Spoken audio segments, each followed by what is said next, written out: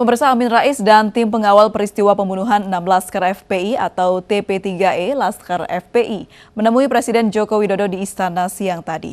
Pertemuan berlangsung singkat tak lebih dari 15 menit. Amin Rais dan beberapa tokoh yang tergabung dalam tim pengawal peristiwa pembunuhan 6 Laskar FPI, diantaranya Marwan Batubara dan Abdullah Heha Mahua, menemui Presiden Joko Widodo di Istana siang tadi.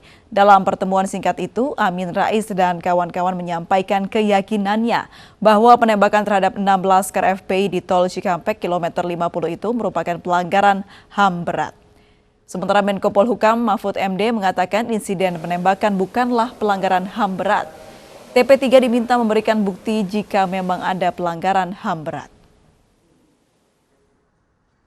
Lalu Presiden menyatakan bahwa Presiden sudah minta Komnas HAM bekerja dengan penuh independen dan menyampaikan kepada Presiden apa yang sebenarnya terjadi dan apa yang seharusnya dilakukan oleh pemerintah.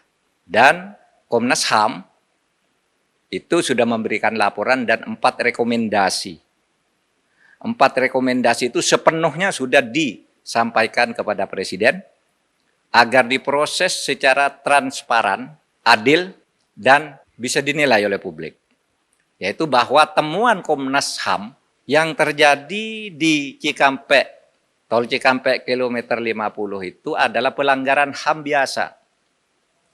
Pak Marwan Batubara tadi mengatakan mereka yakin 6 orang ini adalah warga negara Indonesia. Oke, kita juga yakin.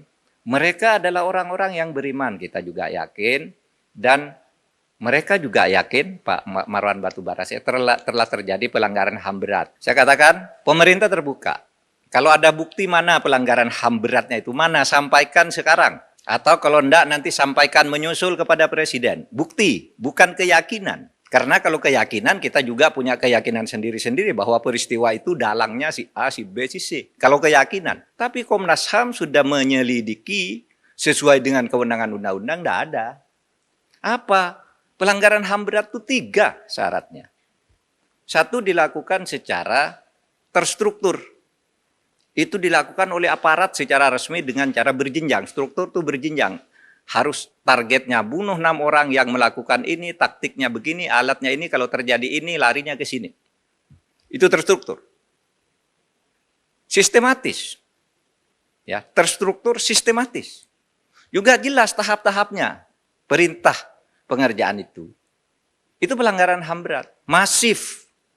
Menimbulkan korban yang meluas. Kalau ada bukti itu, mari bawa. Kita adili secara terbuka. Kita adili para pelakunya berdasar Undang-Undang nomor 26 tahun 2000.